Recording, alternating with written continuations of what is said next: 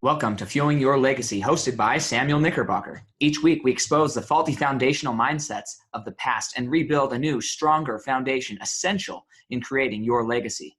We've got a lot of work to do, so let's get started.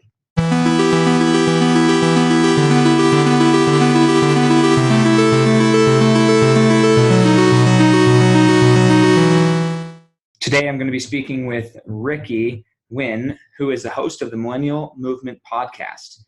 He's been starting businesses since age 7, almost failed out of high school, but did not let that stop him. He shares how he overcame his struggle with Tourette's and all the bullies that he faced.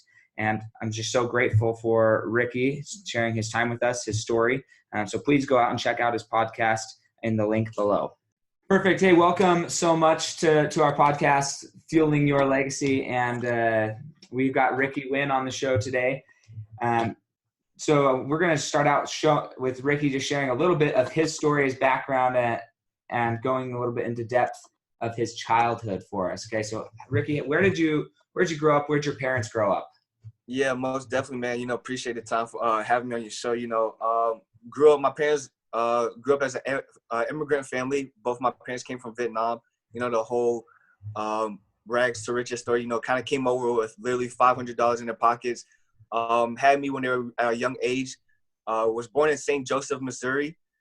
Since then, at 5 years old, we moved down to South Carolina. We started a family nail salon business. One of literally the first franchise family nail salon business down here. And ever since there, we've been staying down here, man. That's awesome. So, what were the living conditions like when you first moved? What was living conditions like? So I would say the living condition, it was completely different. So, I've been back to Vietnam a few times, kind of go see my homeland, my home country, where my parents were raised at, and kind of see the environment. And it's completely different. When I was 5, for myself, we were poor at the time. So, my parents were really, like I said, they were both immigrants. They didn't speak English. So I had to learn, language on my own and doing things on my own. But my parents were working all the time, but the living condition, we slept on, it could be towels as, our bed or our pillows and stuff like that. Or we sleep on the water beds, but we never really had a real bed to sleep on. We didn't have furniture to in our home and stuff. So literally everything we had was basically water beds, the pillows we had, or the towels. That was literally what we made as our bed, or the sleeping bag, stuff like that. So growing up, it was tough, but it kind of embraced me. It's definitely at a young age to who I am now. Right. No, that's incredible. It's just crazy to hear. I think it's important for me, for my guests to hear that really your past doesn't define you. It doesn't matter where you come from. People come from the craziest situations and they make it out. And I feel like a lot of times it's the people who came from the worst case scenarios. Those are the ones who actually make the greatest jump. It's the easiest, it seems, because they know exactly what they don't want.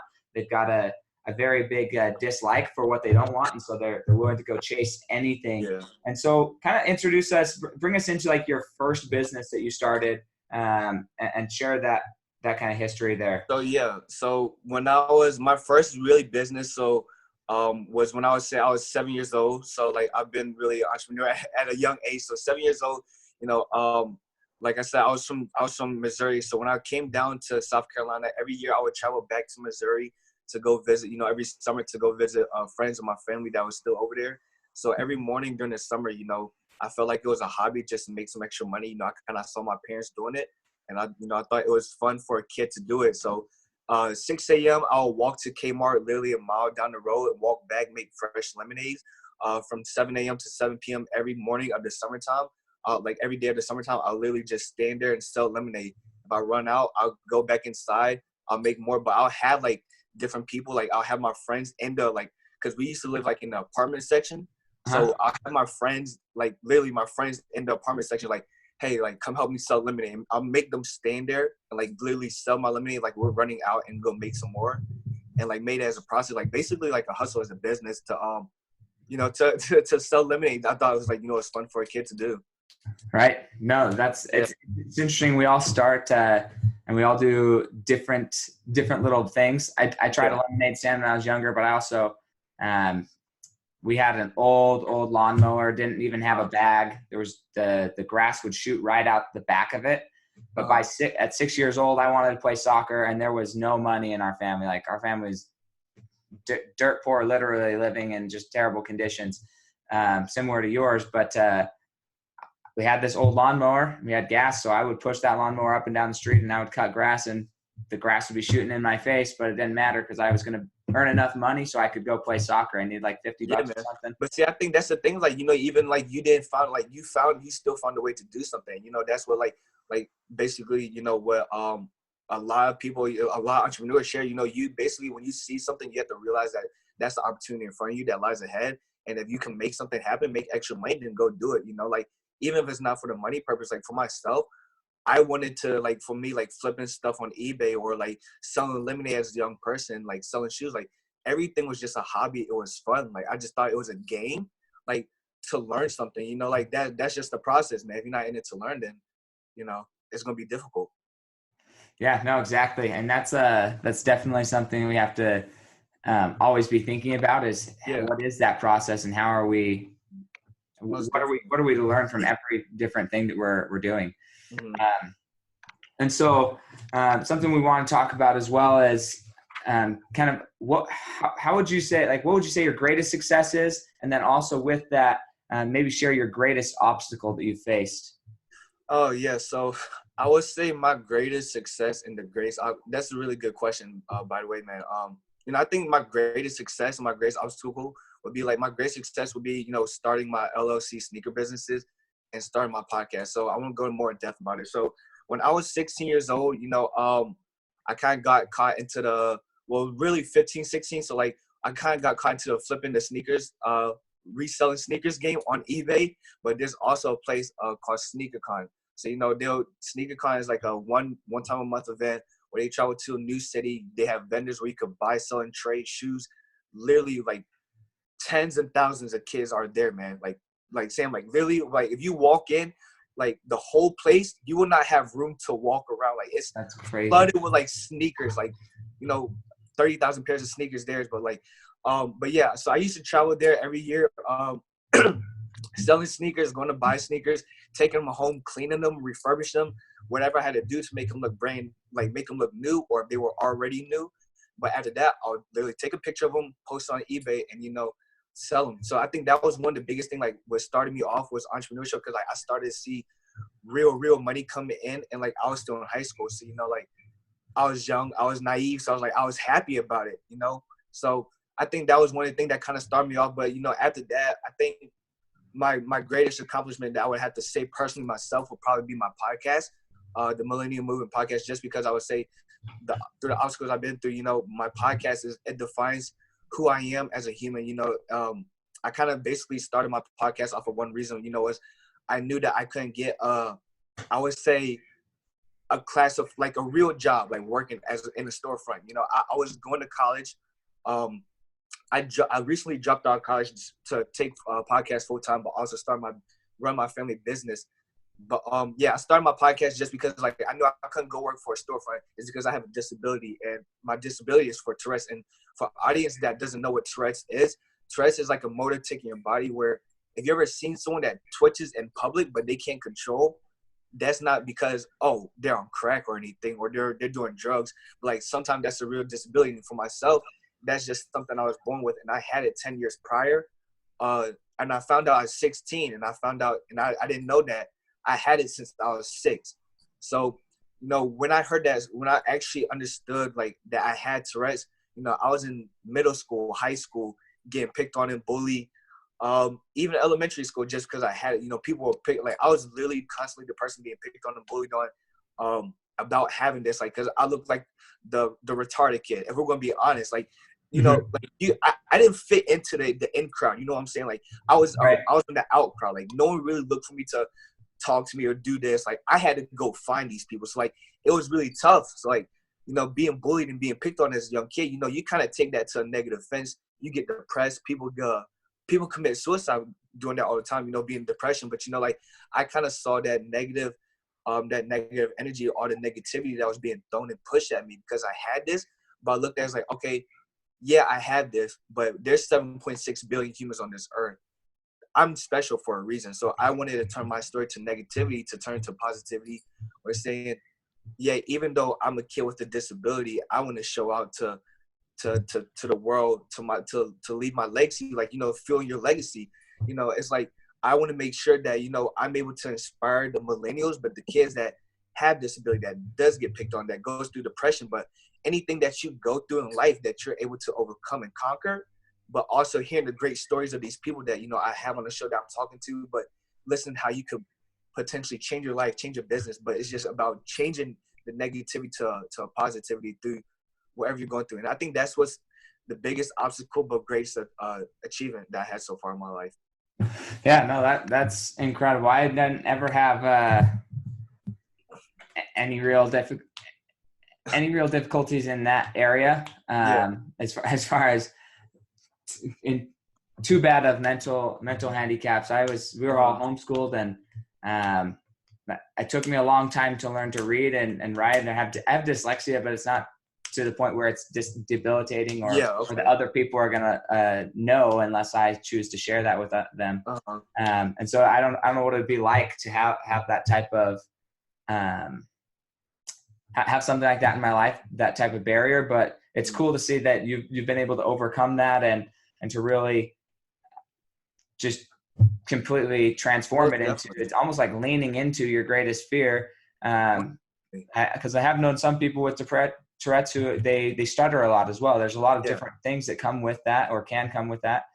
And so to choose an audio career, that's something you're going to go it's just because when you were saying, like, sorry to cut you off, but like even when I'm like with embracing who I am, like, people, they have it, sometimes, like you said, people struggle with it. And it's like, I kind of feel like you said, I leaned against my fear, but like that was my biggest fear. Because like, okay, if I'm talking, like, people say, hey, Ricky, you're a good looking dude. Hey, you could be all these things, but you have that. You have the rest. You're the kid with the twitch. I'm like, yeah, you are right. But this is what makes me different from a lot of people. But I'm able to embrace of who I am. I'm not scared to show who I am. And the reason why I'm saying that is because I live off one quote in my life, basically, of how people judge me and judge myself, is that either love me for who I am or hate me for who I'm not. I'm not going to suck up to live up to your expectation of who you have of me in your eyes and your standards. But if you're going to like me and respect me for who I am, love me for who I am because of me. But don't love me because I'm being fake for you. That's a no in my life. Like, that's like completely like, the downgrade. Amen. I think that a lot more people need to learn that. I had to learn that as well, and move that into my life, saying, look, I'm going to be me, and some people are going to hate that, and that's okay. In my career, it happens a lot where I meet with people, and I know my personality is not for everybody. One thing about finance is, like, you got to be able to tell somebody some hard news about money. You got to be able to communicate that. And if they aren't able to hear what you're saying, if you aren't actually able to say it to them because they're going to get offended or they're going to think that you screwed them over or anything like that, if they can't hear some bad news, then they're not for you, right? And that doesn't mean that they shouldn't get help. They absolutely should go get help. And that's what I love about where I work, is that there's plenty of different advisors, and everyone has different personality, and we're all doing the same thing for the same. It must be hard for you at times too, right? Say again? I said it must be hard for you at times too, right? Oh, yeah. I mean, it's never fun, like, saying, hey, look, this isn't going to work. But on the other hand, it's like, what other option is there? I mean, I don't have time to waste trying to change my personality to get every different client. Exactly. The clients who are for me, they're going to jive with my personality. They're going to enjoy being with Sam. Exactly. And they're going to enjoy my type of mentorship, leadership, and coaching. But for everybody who doesn't, hey, there's somebody out there for them. They're just not mine. And so I had to learn that, because too often in my career, I was trying to just please everybody and get business from everybody. But it's just it's not how it works, man. I think it's about finding, like you said, it's about finding your sound. Like, you want, there are going to be people that's going to relate to you. People are going to like you, but people are not going to like you. But it's like who relates to your sound and who relates to you that are going to click with you, and that, you're going to draw their attention to them. So, yeah. Yeah, exactly. So what would you say, like, So that's like what you'd say the greatest success you've had is. Um, and what's like the hardest thing you've ever accomplished when it comes to like managing your family business? Oh, so the hardest thing to do when managing my family business, I think the one thing that was tough at first for me was like, when I was managing that, I was 17. So like, you kind of handing a 17-year-old kid like the keys to the shop and stuff. That's like basically I had to learn how to change from basically, an employee, I would say an employee mindset to, a business owner mindset, just because I would say, I never worked for anyone before. So like when jumping straight into like running the family nail salon business and being a business owner, like it was difficult. It was tough at first. It was difficult to like uh cope with and to like understand what to do, what I needed, where I fit into the business. But once I kind of figured that out, it kind of clicked easily. Like I think at first it was hard for me to manage the employees. Like working with the employees and trying to like being able to communicate with them from their perspective, but also from my perspective. Like you don't want to really listen to a kid who's a 17-year-old kid who's telling you what to do. Like people don't really see that as a like a sign, but once I kind of like they understood where I'm coming from, like my position, then yeah, it kind of got easier. So yeah, I think that the toughest thing at first was like working with the employees and trying to get them to do the things that I need them to do. But after that, it's kind of clicked easily. Yeah, well, that's good. I'm curious, who would you say like your mentors, your leaders, like who do you look up to as far as like your business sense? Who's helping coach you through your podcast and through your different various things? Who's been that mentor for you? Yeah, so great question, man. I know we were talking about this earlier. I think someone that's really been a really big mentor in my life. Um, I would say there had to be two people. First one, it would have to be William Wilson. Shout out to my big brother William Wilson. He's a great mentor, great big brother. He's from the Charlotte, North Carolina area. But anytime I have something to talk to him about, like branch off an idea or something that I need to get off my chest when just communicating with him, whether it's daytime or night, he's able to be there and I'm able to talk with him. So yeah, he's been able to someone that I've been able to look up to with my podcast. He's been able to encourage me and motivate me, but also give me new ideas, to do different things. But also he's the one that's telling me to pay your dues, stay focused, and that's keeping me basically like a coach. He's basically the one that's telling me like, stay focused. You're at a young age that you're able to accomplish these things when you go into the future. So one would be William Wilson. The next man would probably be like, if it's someone in my family, it would have to be my dad, or I would really say to realistically Gary Vaynerchuk. One or two reasons like my dad is because my dad is someone that's a self-made entrepreneur, self-made millionaire, where he kind of came from nothing. That's a mentor that I kind of look into my life where I wanted to idol and be like my dad growing up. Like he Mm-hmm. kind of parent, like we're both parented in different ways, but my parents taught me in a way, to grow up, work for yourself, and to always make money. That's what's going to come first. So when I kind of understood that and saw that from my dad, like I wanted to be like my dad in a way.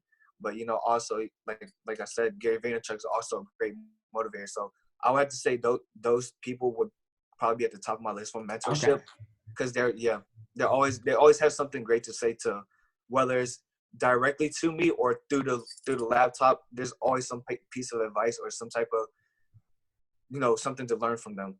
Right. How important would you say it is to not just have somebody that you're kind of following from a distance, but actually talk to somebody and have a Talking to mentor them. hold you accountable? Okay, so yeah, like basically for William, I'll put it back to him because all right, it's really important to have a mentorship or coach really like close to you, or like that that you could talk to on a regular basis. Just because like one, for yourself, people, we say, oh, we're gonna do all these great things, we could accomplish all these great things, but sometimes after listening to if you I don't know if you ever been to like a convention or something, but like if you ever been to like a networking event and people, they talk about the motivation, all this rah rah, and then after they leave, they get motivated for like an hour to like a day or two later, and then they lose the motivation. Like like, so it's the same way like that. Like I feel like having a mentor, a coach, like right there where you could talk to consistently daily, where you know, whether it's through text, through call, or you could just drive up and meet them. Like being there where you could talk to them, they're able to motivate and push you, but also give you tips to help you along the line, you know, where they're really close to you. That to me, that's something really important. That's something that's really helped me a lot, and that I'm grateful that, you know, a lot of people, you know, guests that I've talked to, meeting him as well. He was actually one of my first guests on the show. So, you know, being able to meet him and talk to him, but grow a friendship, and him being my mentor is really great, because now I'm able to talk to him about anything that really comes to my mind. He's able to, he tells me straight up, and that's something you want in your life. If someone is not straight up with you as a coach or mentor, they're not there to help you. They need you. You want them to be straight up with you, so that you could literally take that information and what they said and literally process it in your subconscious mind and take that and go work. Like, that's literally what I did. Yeah, no, exactly. So this is something that I struggled with for a long time, because I've really given myself to a lot of personal development. I try and read a book a week, just like constantly learning new things. But then, and I don't know if you had the same experience, but I found myself often that I would go to these conferences, I'd go to different things, and even talking to a lot of my mentors, because I already know the information, then I'm like, I know that, and I don't do it. But then the power of having a mentor or a coach is that there's that accountability factor. There's, look, you better get this done. It's not that I don't know what I need to do. It's whether or not I have somebody there following up and helping me, and kind of shedding a new light specifically from a third party's eyes, even though I know the information, teaching me specifically how, from a third party's point of view, how that applies and how I need to apply it. Most definitely. I like what you said. You know, like it's also good because they're also there to help you hold you accountable to do things. You know, one thing that I love about having a mentor or like a coach or like someone's like, one thing about me is like I don't need someone to hold me accountable to do my things. Like if I know I have to do it, I'm able to do it. Like if you told me once to do it, the next time you don't have to tell me to do it again or see me to do it again. Like I'm on it already. Like I'm consistently going until it's finished. But being someone that's accountable, but still being there to someone push you, that's what I love about, you know, having a mentor. Mm-hmm. Yeah, no, and I liked what you said as well, as far as like finding somebody who's going to be true and direct and like real blunt with you. For me, I'm a very direct person. I hate it when somebody's just kind of passively aggressively or bouncing around the bush, man. It's just like, no, just tell me exactly what. That's like the worst thing for me, dude. Like I'm sorry, but like for myself, like I don't like when people beat around the bush. Like I'm the straightforward person. So like if you want to tell me something, like tell me directly. Like tell me like, all right, do this, do that, do that. And I'm like, okay, I got you, and that's it. That's the end of the conversation. But don't beat around the bush like, and do this, and you might have to do that, and like. I don't like none of that. Like, I just like you being straightforward, where like I could take your honesty and I could literally process that, and that's all. Like, you know. Yeah, no, exactly. No, that's cool. So, and obviously you've been an entrepreneur for a very long time, but what would you say like your new passion, especially with this podcast? What's the mission? What's the vision? Why are you doing what you're doing right now? So yeah, like, great question. So, you know, like the mission, the vision that I see, you know, I have a lot of things I want to get done with the podcast.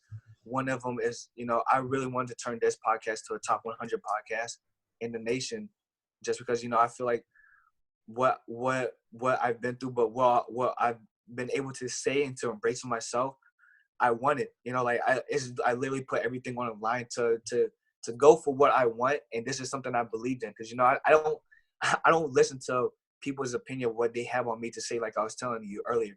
But I feel like this is a right decision, the right move for me to go. But as my legacy standpoint, I want to accomplish a lot of things, man. Like there's a lot of things that I want to own, but also have to, like, you know, growing up and when I'm dying. Mm-hmm. Yeah. So how would you say you're monetizing currently? How are you monetizing your passion? How are you monetizing that mindset that you're sharing with other people? Yeah, so like so all right, so go more in depth, like all right, monetizing like my passion, so like are you basically asking like for legacy, like my legacy end goal? Yeah. Legacy end goal? Okay, so yeah, legacy end goal. So like, you know, right now, like what I did, I reversed basically right now, I'm 19 years old for the audience listening. I know like the audience varies on here, so I kind of basically reverse engineer myself already to the point of how I want my life to end and how I'm gonna die.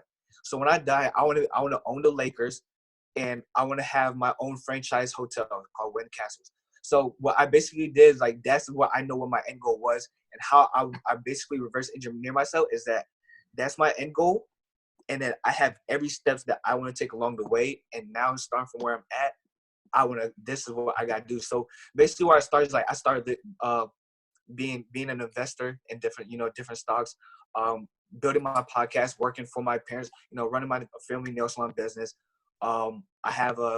We just have a new online e-com travel store that we just opened up recently. And then I'm also flipping stuff on eBay. So there's different things that I'm getting into and play with, trying to build my brain, but trying to build and monetize what I have going on to create for the legacy and future that I want. And, it's just a process every day by day, just I'm still young in the making, but I think, like now's the time, like, even though with the mind, with the mindset and shift that I'm going, like, it's just the perfect time to start. No, amen. It's never too early to start, and it's never too late. I was talking to a friend today. On Sunday, he's a video editor, and he edits video for a family that just does YouTube videos. Yeah. And like the 14-year-old kid's almost making six figures just doing YouTube videos. Yeah, dude. Like, yeah, I'm telling you, like, even there's a lot of things, like, there's a lot of different tools just to make money now. Like, you don't have to go work like the 9 to 5. Like, I was just having an episode yesterday with my friend, Frank, and we're just talking about flipping stuff in 2018. Like, you could really make a lot of money just flipping stuff on eBay, dude. Like, if people who are out there just want to make extra source of like money as an income to provide, like, you have Craigslist, you have eBay. You can just literally go and Craigslist, or you could buy stuff, garage sales, or just anywhere. Just literally go on eBay, look it up, look for the complete and sold items, and reflip it. And you make money. It's like, take a picture, just put it up there. That's it. Yeah. Easy money. Yeah.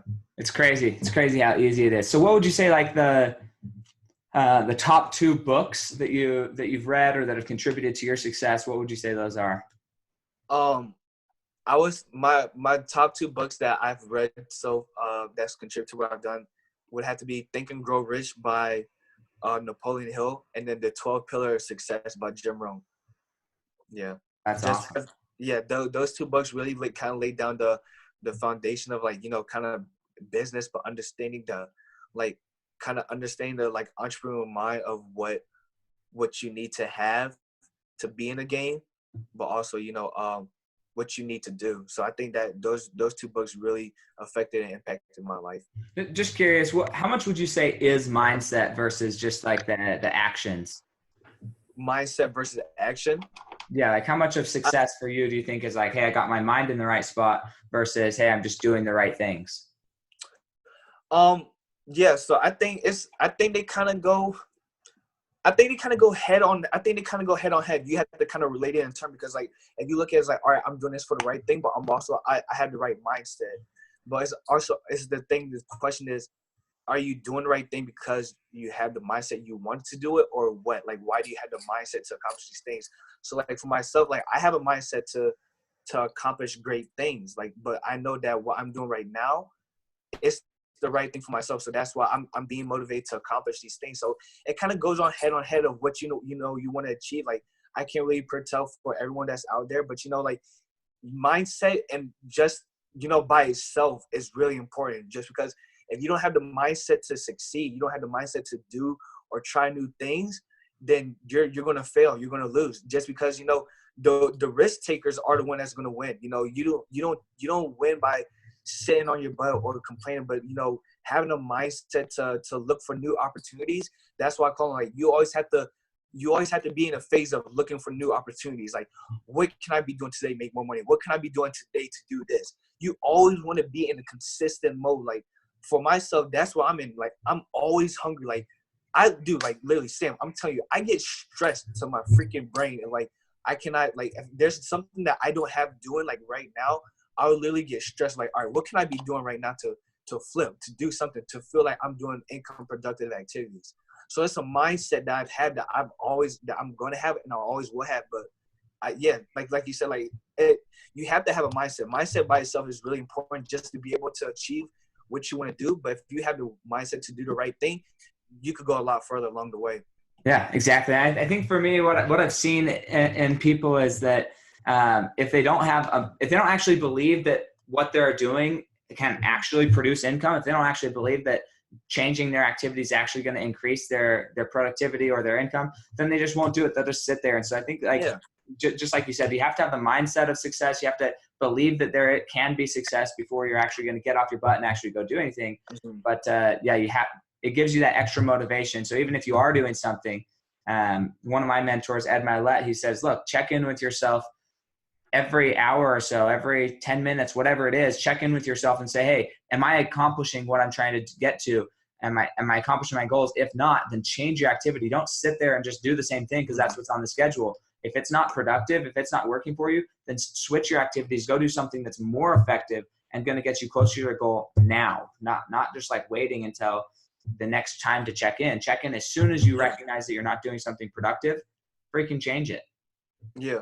And I think for a lot of people, you know, like they like, I don't want to say bad, you know, to talk on what people do, but, you know, like, I think like, you know, like you said, a lot of people they think they're going to be putting in the work, but also like, how much time are you really working? Like, are you really putting into that time of working? Like, you know, like there's quality work, there's like quality work hours and like how much time you work.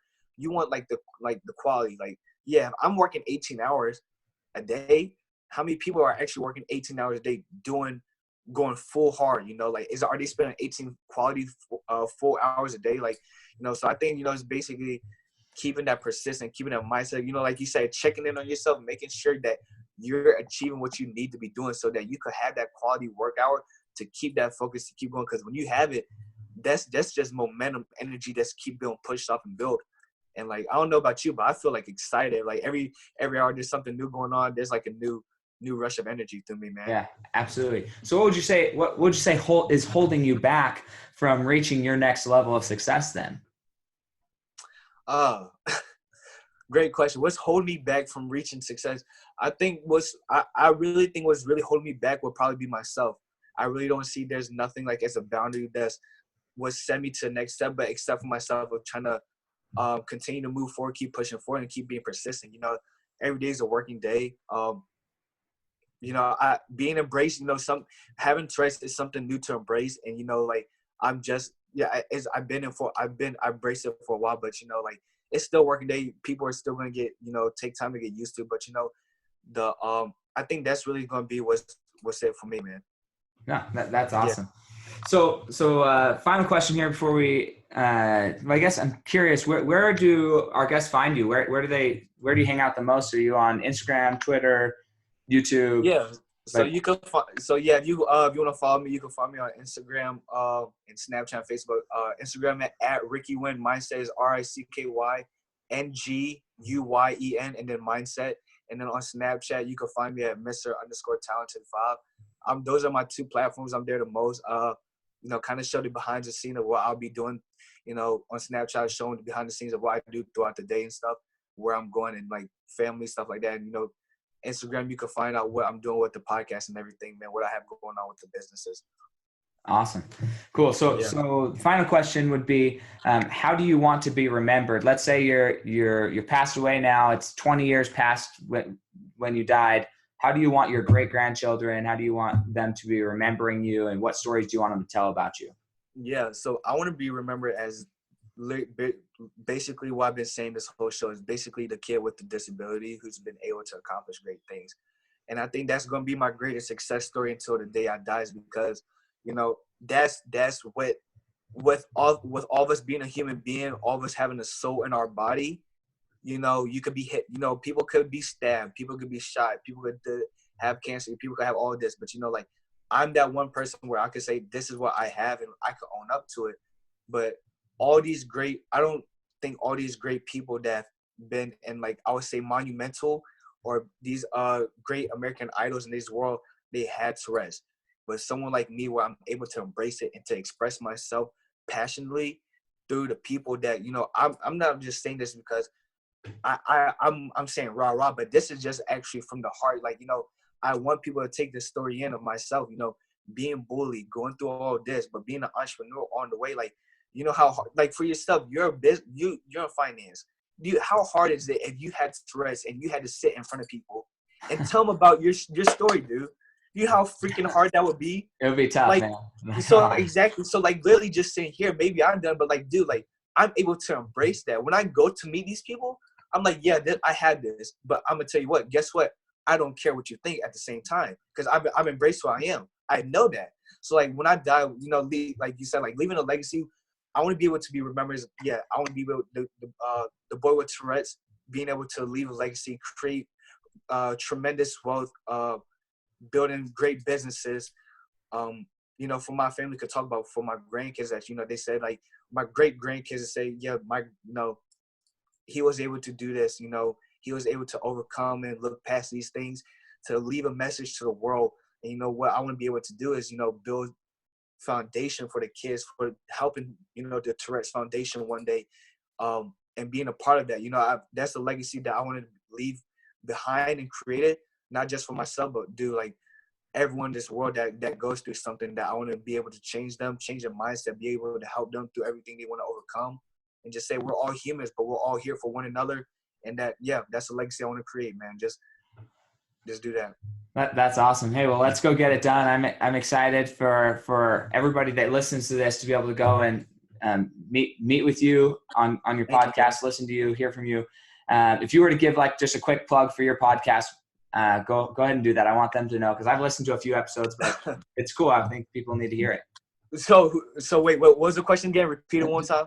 Just give a quick plug for your podcast. Give a quick plug. All right, so guys, yeah, go tune in for my podcast on iTunes and Spotify, called the Millennial Movement Podcast. And also, I think we were asking the question earlier about who was my dopest guest on the podcast, right? Yeah. So I want to get to that. So the dopest guest I had on the podcast so far, there's I can't really say. There's really two people that's head on head. One would probably have to be my man Nate Peterman. Shout out to Nate, the great Peterman. He's an awesome podcast person to interview as well, man. But him, and I would have to say Sharon Srivatsa, man. Them two were probably the dopest people.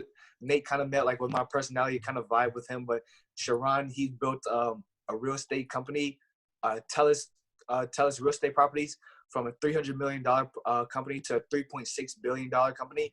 So, having them two, it was so dope, man. They were like really a guest. Both really humble. So yeah. That's cool. Make sure you guys tune in to my podcast on iTunes and Spotify. It's called the Millennial Movement Podcast. Thanks for joining us today. If what you heard resonated with you, please like, comment, and share on social media. Tag me so I can give you a shout out on the next episode. And thanks to all those who have left a review. It helps spread the message of what it really takes to build a legacy that lasts. Catch you next time on Fueling Your Legacy.